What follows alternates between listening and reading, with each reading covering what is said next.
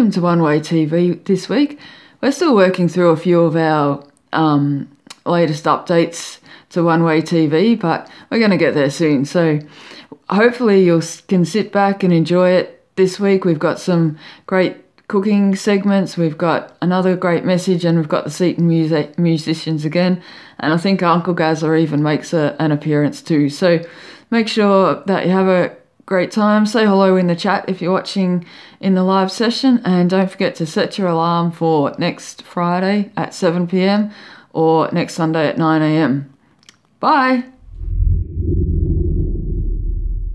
Did you hear about the thief who stole a calendar? He got 12 months. I woke up this morning and forgot where the sun rises from. Then it dawned on me. If we shouldn't eat late at night, then why do they put a light in the fridge? Oh well, that's all for me today. I hope Uncle Gazza comes back soon. Bye! Oh, Gary! Hi, I'm Nicole, and I'm going to show you how to make chocolate chip cookies just for you today. So I've got all the ingredients all ready to go.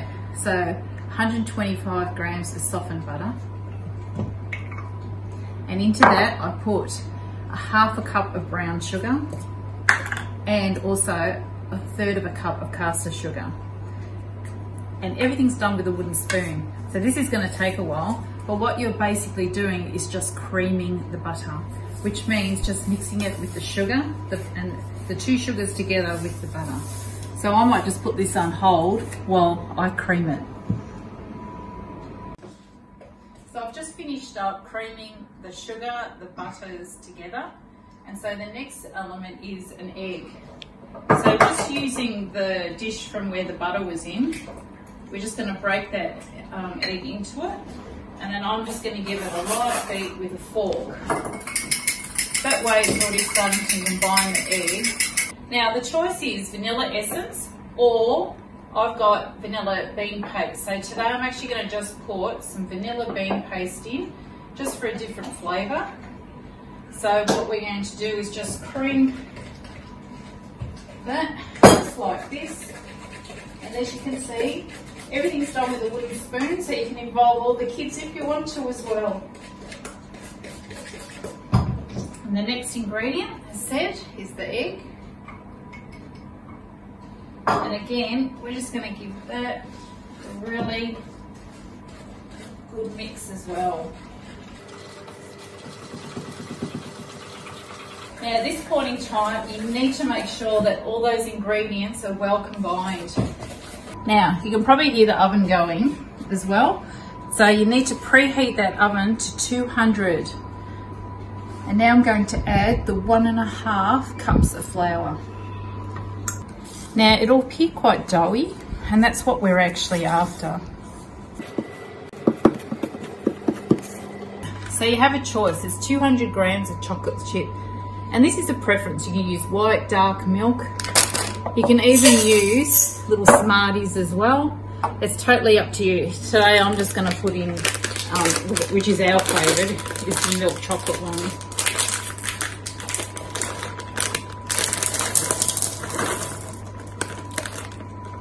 All we're doing is just mixing to combine those chocolates pieces into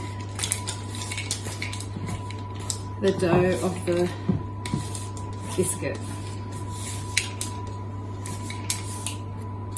And that's it. And a teaspoon each is sufficient.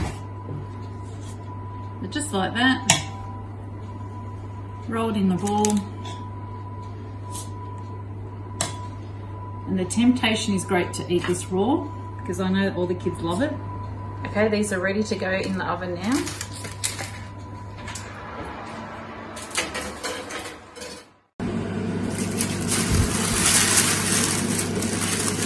And I don't think they're going to last long either. Enjoy!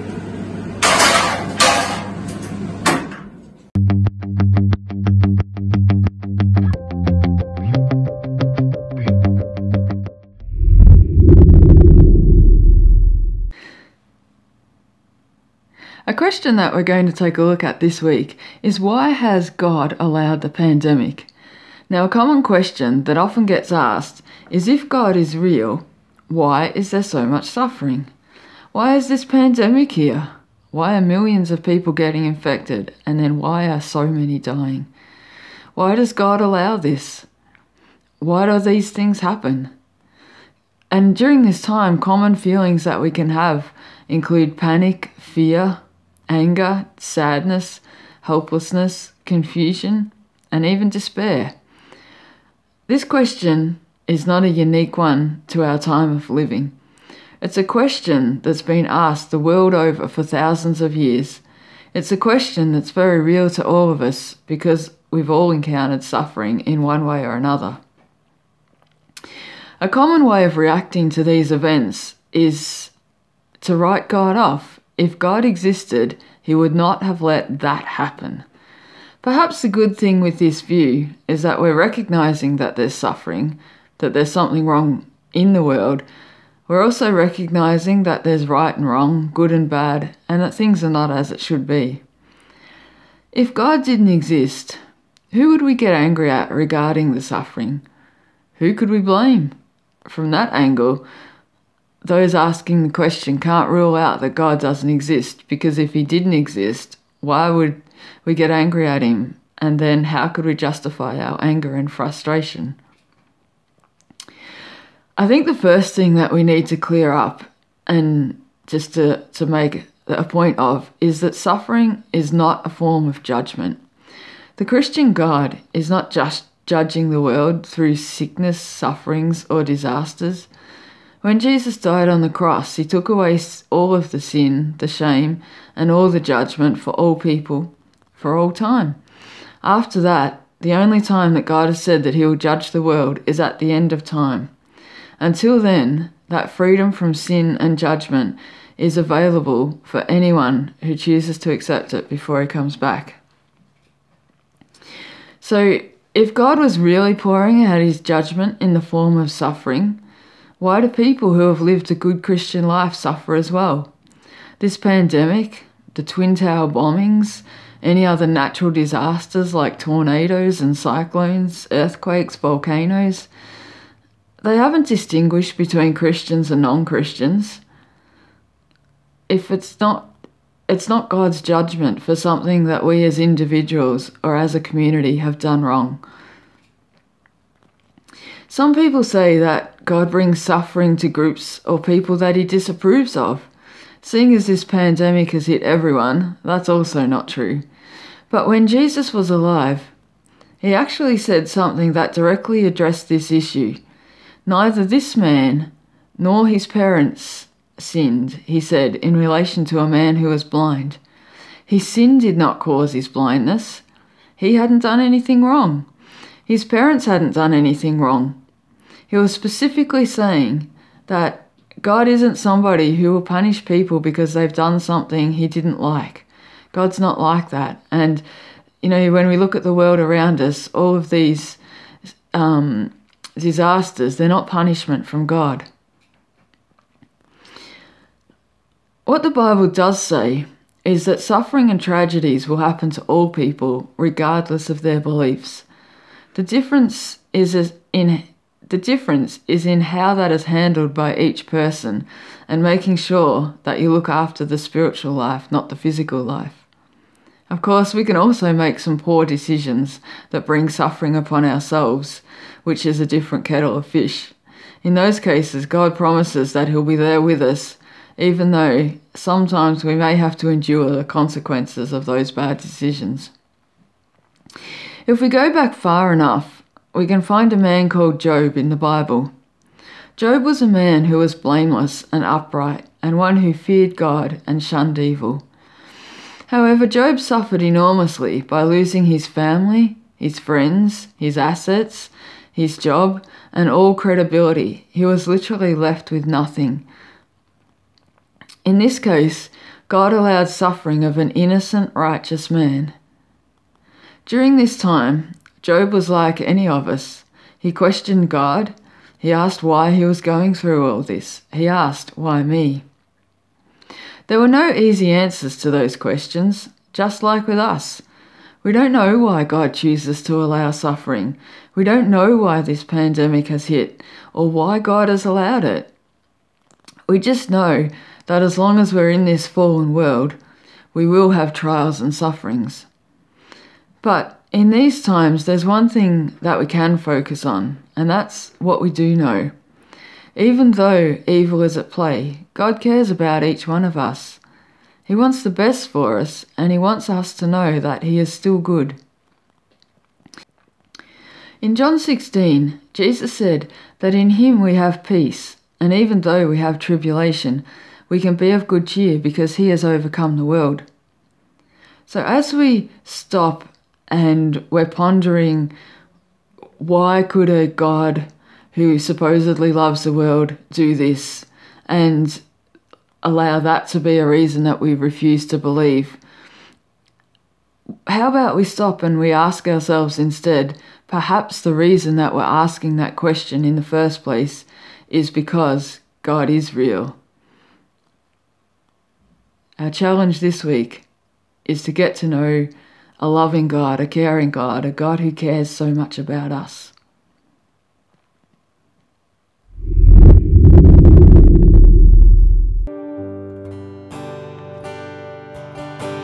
Let's continue to worship, church. Lift our voices. I love you, Lord. I love you, Lord. Oh, your mercy never fails me. All my days I've been held in your hands. From the moment that I wake up until I lay my head, I will sing of the goodness of God.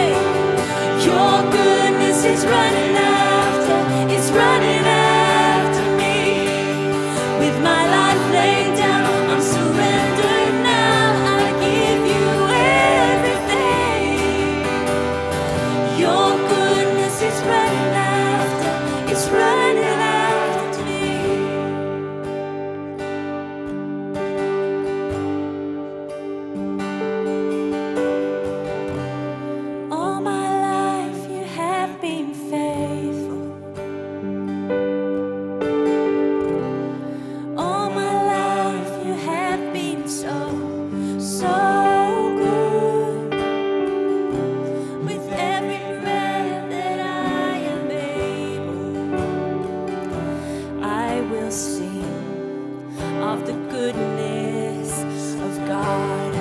Come on, we're going to sing it one more time. Lift your voice and sing.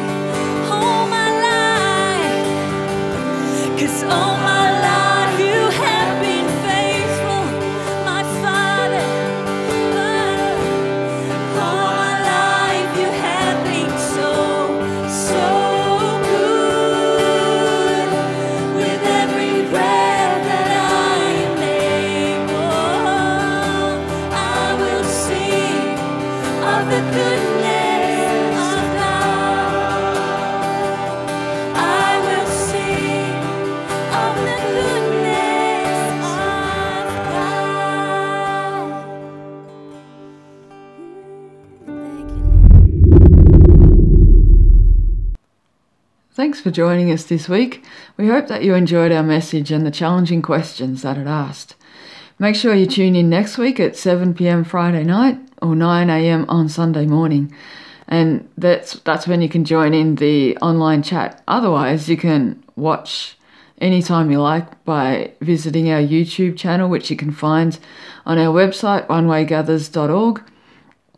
And we just, have a good week, everyone. Enjoy yourselves, and hopefully we'll get through all of this soon. Bye.